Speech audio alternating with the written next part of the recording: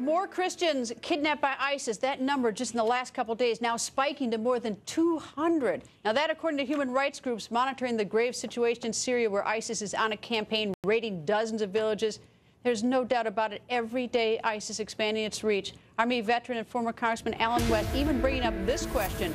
Has the U.S. already surrendered to ISIS? Colonel West joins us. Really? Surrendered?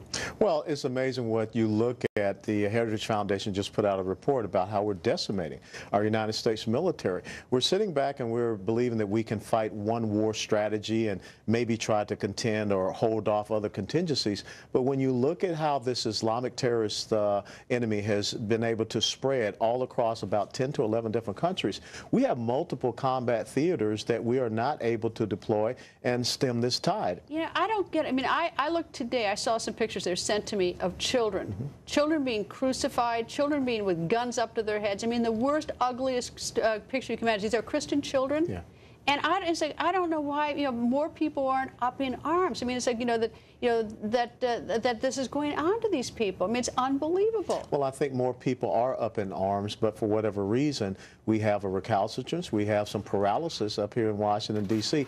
You know, I keep hearing about America being war-weary, but you only have about 2% that has been out there serving in uniform, and they are more than willing to go and fight this enemy, but we don't need these restrictive rules of engagement. We don't need the commander-in-chief saying what we're not going to do and how long we're not going to do it, and limiting himself to 3 years. All right. Well, I know the discussion being war-weary, and some people are, and I mean, I think that's an important discussion, and I get it. But I don't even see, I think that we really should reach out to the world. I think others in the world, I mean, there are ways that we can sort of share the responsibility. Sure. And we could be meeting with President Hollande, the President of the United States could meet the President Hollande of France, with German Chancellor Angela Merkel. I mean, they're seeing the same pictures we are. With King David Abdullah or of Cameron. Jordan, with Yes. President al-Sisi of Egypt, with the Kurdish regional government leaders, the United Arab Emirates. All of them are looking for someone that will step up and lead, and we should take that role and that responsibility. Just get everybody together, at least start talking, show them the pictures. Sure. I mean, you look at these pictures and you don't sit there like,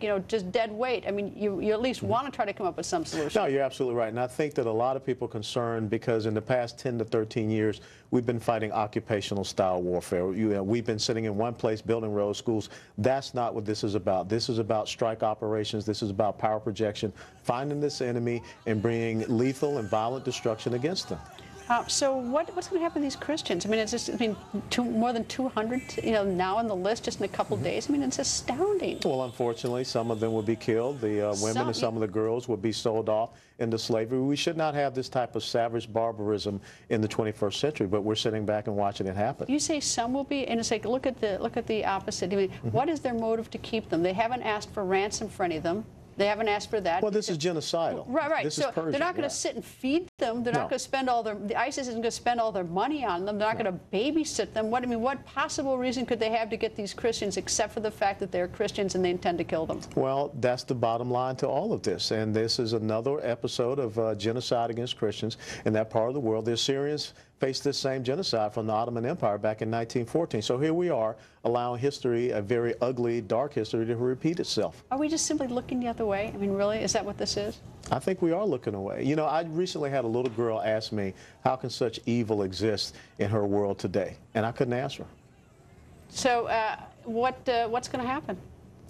We need leadership. We need leadership that stands up and says, this is what we're going to do strategically. This is not about going in and rebuilding nations, but this is about eradicating a cancer. And we're going to kill this cancer wherever it exists, and we're going to do it with, lethal force. And we're going to do it part of a broader coalition to include Muslim nations that want to make sure that their religion is not indicative of what we see happening right now. Do you think President Obama behind the scenes is doing everything he can trying to get these nations and trying to get support, and that this is 24/7, and that maybe we just see things on the outside and it appears like he's no. Because I'm trying to give him the benefit of the doubt on this. You're doing very good, but no, because the truth is the Kurdish Peshmerga, who has been asking for weapons and support, they're not getting it. Those are the ones who just got marched around in cages. Absolutely. And they are very strong fighters, but you can't take old, ancient AK-47s against an army that is, now in possession of U.S. military weaponry. The Jordanians, the Egyptians, and the requests they had for intelligence support to go after ISIS targets were denied. So the evidence is there. It's quite clear. Colonel, thank you. Nice to see you, Always sir. a pleasure. Also today.